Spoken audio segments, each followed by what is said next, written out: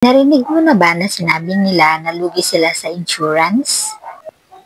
Iisipin mo lang kasi na lugi ka sa pagkuha ng life insurance kung ang akala mo savings and investment ang kinuha mo.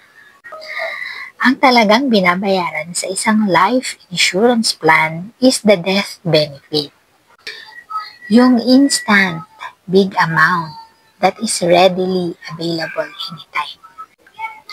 Pero, sabi ng iba, may savings and investment daw ito. And yes, mayroong mga insurance plans na may savings component and investment component. Component lang yon, hindi yun yung main.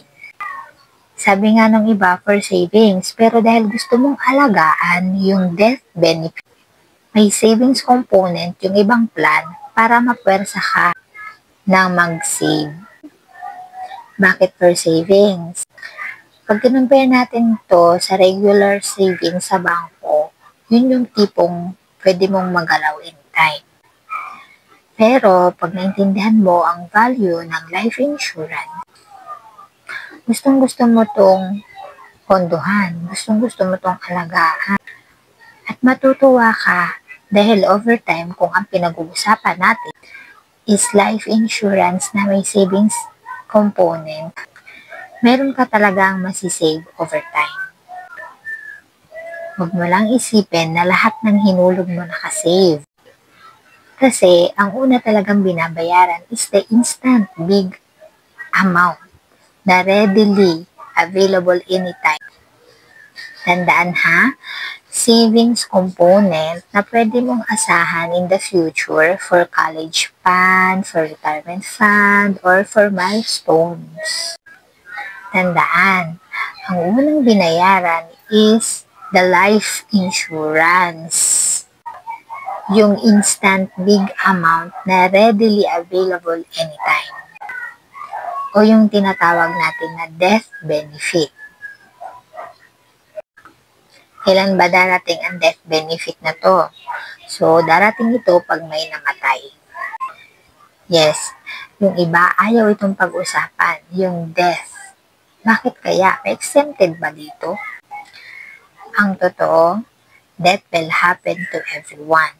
And what is sure, it will be an instant big expense that will happen suddenly.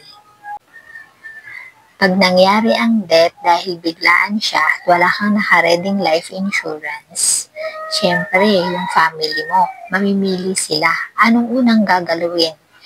Yung intended for panggastos para ngayon o yung intended na panggastos para bukas?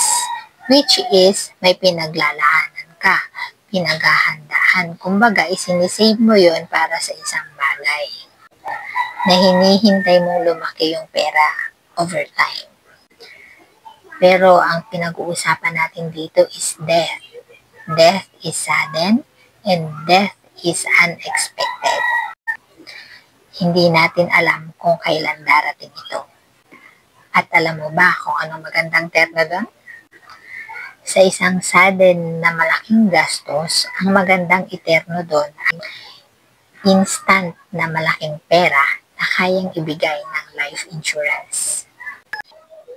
Mayaman ka o mahirap ka, pag may bigla ang gastos, medyo masakit sa bulsa, di ba?